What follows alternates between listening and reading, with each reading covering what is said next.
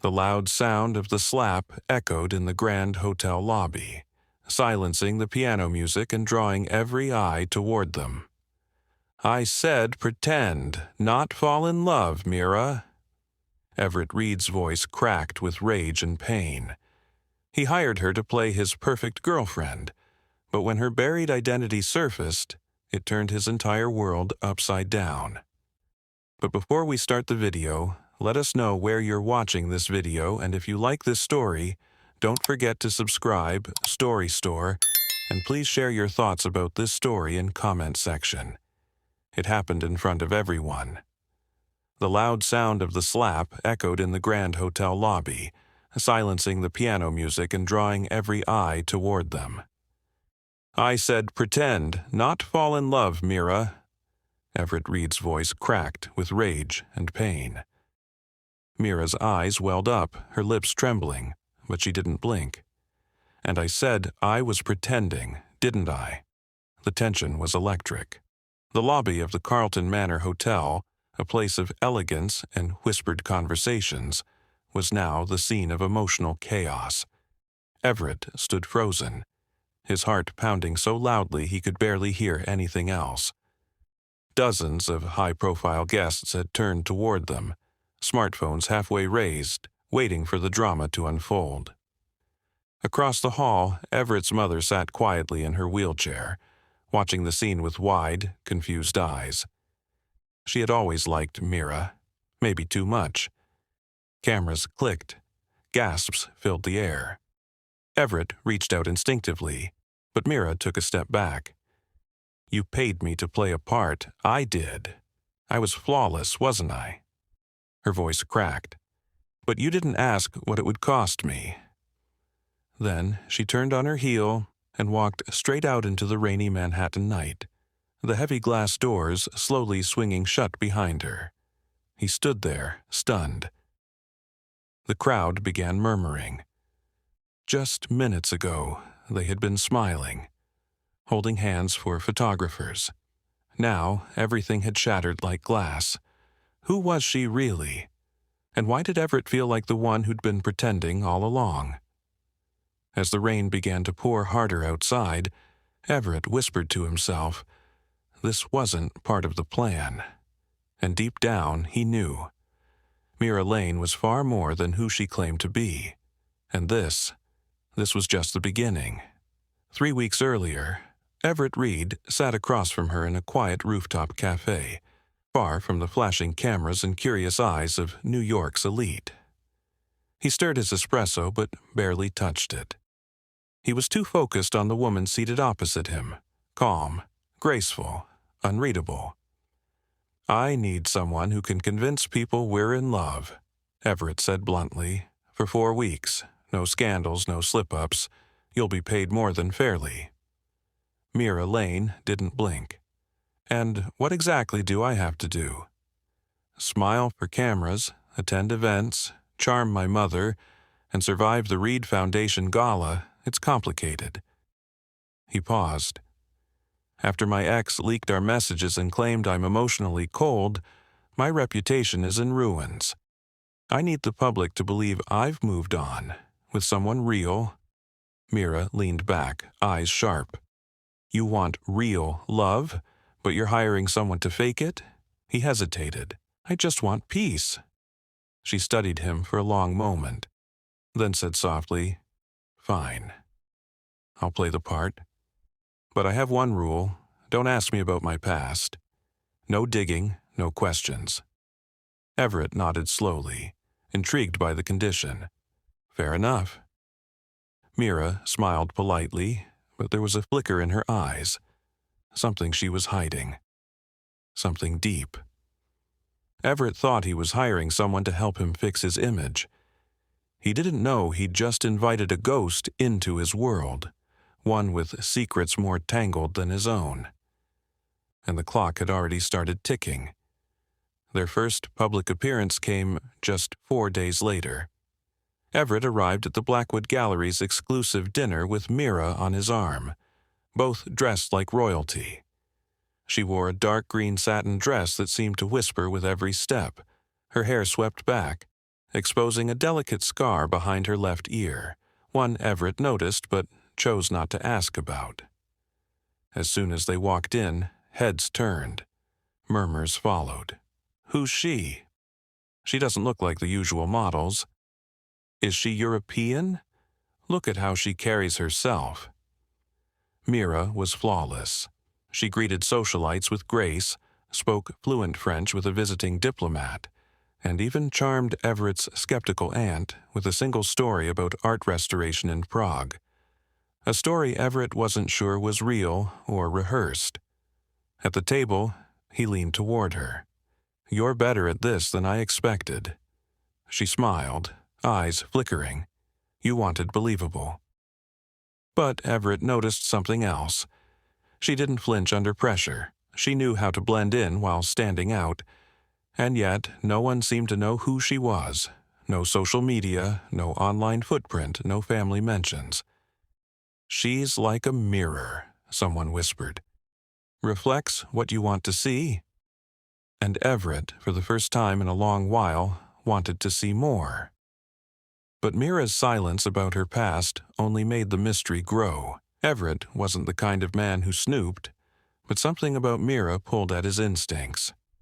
Late one evening, while Mira was in the guest suite reviewing the schedule for the Reed Gala, Everett wandered into the study where she'd left her purse. He hesitated. "Don't." But curiosity was louder than reason. He didn't touch her bag. Instead, his eyes landed on something half-tucked behind a stack of books on the nearby shelf, a small silver photo frame. Not his. He pulled it out slowly. It was a black-and-white picture. A young girl, maybe 6, standing in front of an old brick orphanage with the word Larkridge carved above the doorway. There was something haunting in the girl's eyes, something familiar. "Mira?" he whispered. He heard footsteps behind him and quickly slid the photo back. Mira entered, her voice calm but low. "Looking for something?" Everett turned around smoothly. "Just clearing my head." She looked at him for a long, unreadable moment before saying, "Some rooms are better left locked, Everett."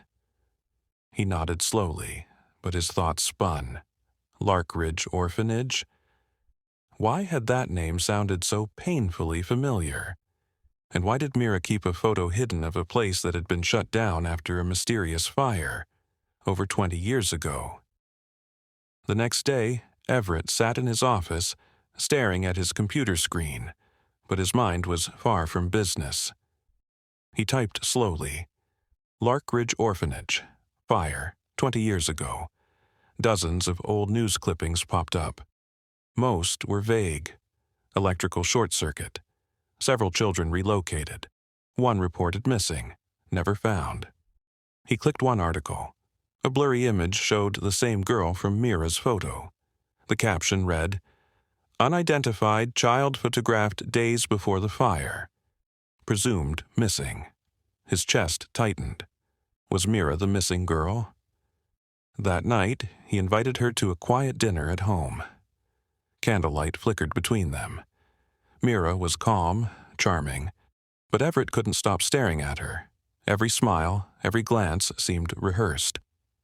"Ever been to upstate New York?" he asked casually.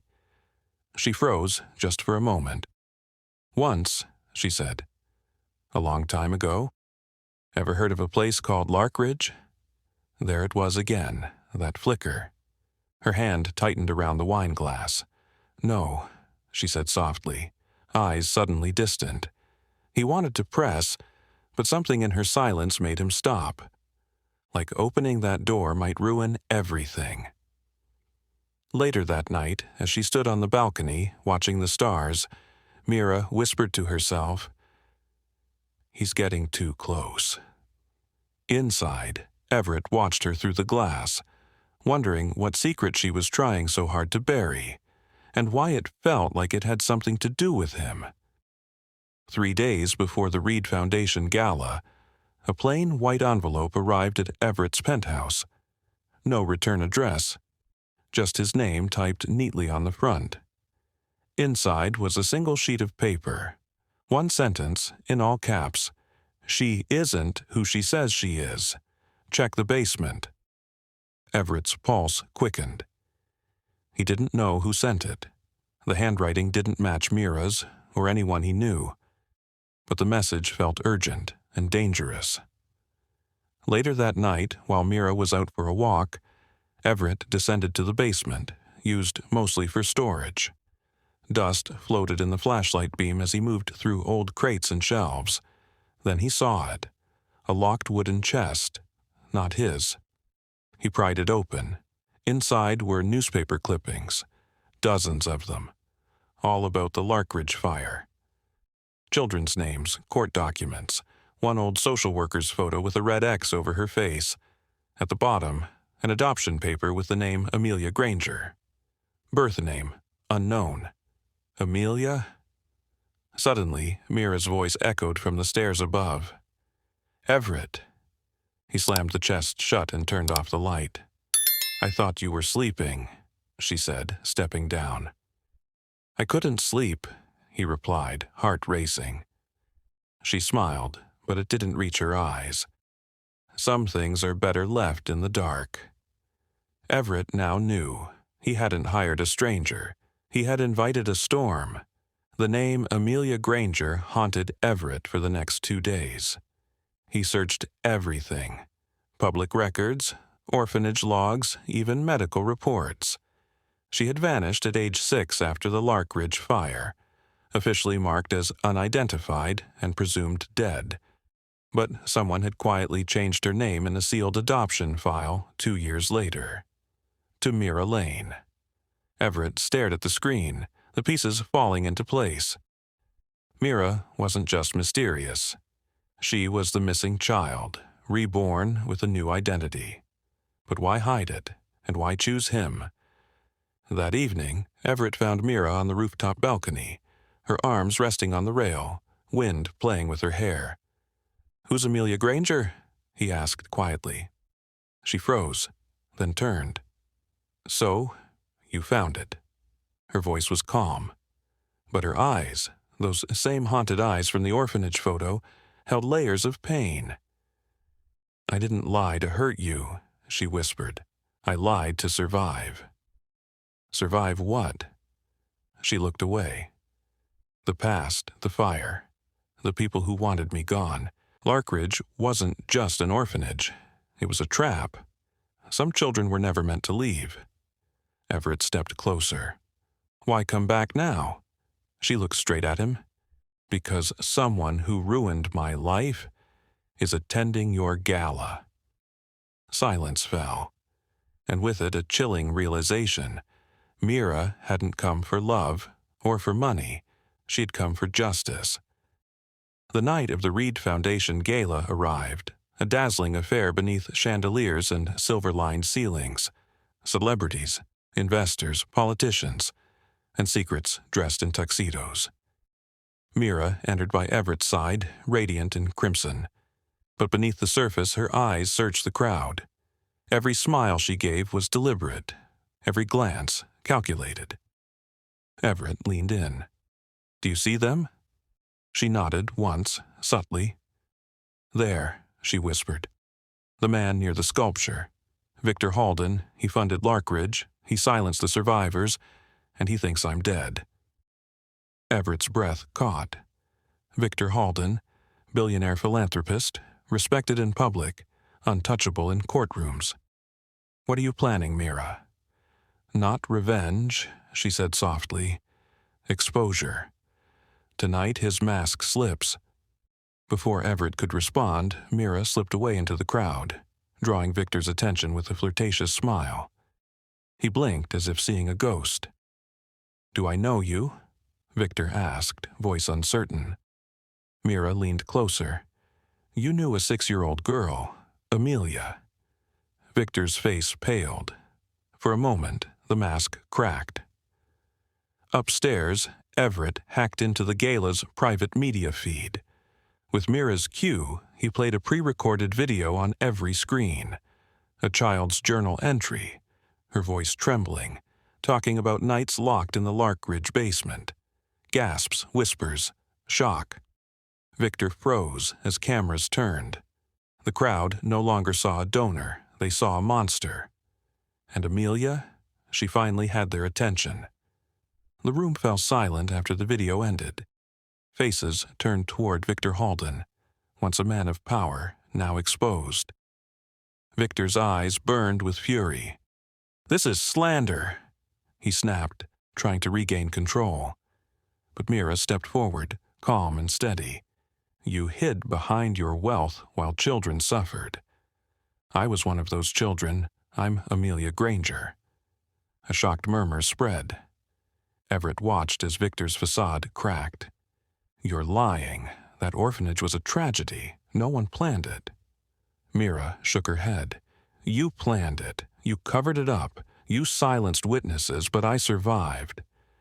Victor lunged toward her, but security quickly intervened. As he was escorted away, he spat, "This isn't over." Everett stepped beside Mira. "It is for us." Mira looked at him, gratitude softening her fierce gaze. "Thank you for believing me." But deep inside, Everett knew this was just the start. Victor's threats weren't empty. Outside, rain began to fall. The city lights shimmered, but in the shadows danger still lurked. Mira wasn't just a woman hired to play a part anymore. She was a survivor, a fighter, and now a force to be reckoned with. The rain had soaked the city by the time the gala ended. Inside Everett's penthouse, the world felt quieter, except for the hum of thoughts between him and Mira. Everett poured 2 glasses of wine. "You were incredible tonight." Mira accepted one, her smile small but genuine. "I never thought I'd stand up to him, not alone." "You weren't alone," Everett said softly. "I'm here, and I'm not going anywhere." She looked at him, eyes searching. "Why do you care so much?" "I'm a stranger with a secret." "Maybe," he said, "but now you're someone I trust. Someone I want to know." For the first time, the walls around Mira began to crumble. She shared fragments, her years in foster homes, the loneliness, the fire that took so much. Everett listened, feeling the weight of her past and the courage it took to face it. "We'll face what comes next together," he promised. But as they talked, a sharp knock echoed through the door. Everett tensed. A courier handed him an envelope, sealed with a black wax stamp. Inside was a single note. "This is only the beginning." Mira's smile faltered. The past wasn't done with her, and neither was the danger. The note unsettled Everett and Mira.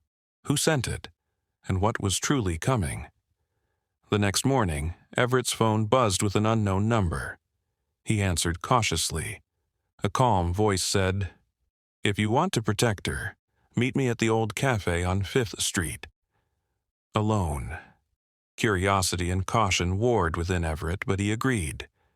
At the cafe, an elderly woman sat waiting. Her eyes sparkled with wisdom and something else, urgency. "I'm Evelyn," she said quietly. "I used to work at Larkridge. I'm one of the few who wanted to help the children." Everett's heart pounded. "What do you know about Mira, about Amelia?" Evelyn leaned in. "She's stronger than you think. But Victor has allies, people who'd kill to keep the truth buried." "Why help us?" Everett asked. "Because I owe her, and because justice delayed is justice denied." Back home, Everett told Mira everything. She clutched his hand. "We're not alone." With Evelyn's help, they planned their next move. Uncover more evidence. Expose the allies lurking in the shadows. But Victor was watching. Waiting. And time was running out. The night was thick with tension as Everett, Mira, and Evelyn prepared to reveal the final piece of evidence at a press conference. Hidden cameras, recorded testimonies, and documents exposing Victor Halden's network were ready to shake the city. Mira stood at the podium, heart pounding, but voice steady. My name is Amelia Granger. I am a survivor of Larkridge. Tonight, we bring the truth to light." The room buzzed with whispers as Evelyn handed over the files to the media. Cameras flashed. Reporters asked questions. Victor's empire was unraveling. Backstage, Victor's threats came flooding in, calls, texts, but Mira refused to back down. Days later, Victor was arrested, his accomplices exposed. Justice finally found its way. Everett looked at Mira, proud and amazed. "You changed everything." She smiled, eyes shining. "I found my voice, and you helped me find trust." Together, they walked through the city streets, no longer just actor and employer, but partners, bound by truth and newfound hope. Mira's past was painful, but her future was hers to write. And this time, she wasn't hiding. The twist in their story wasn't just about secrets revealed. It was about a new beginning, one neither Everett nor Mira ever expected.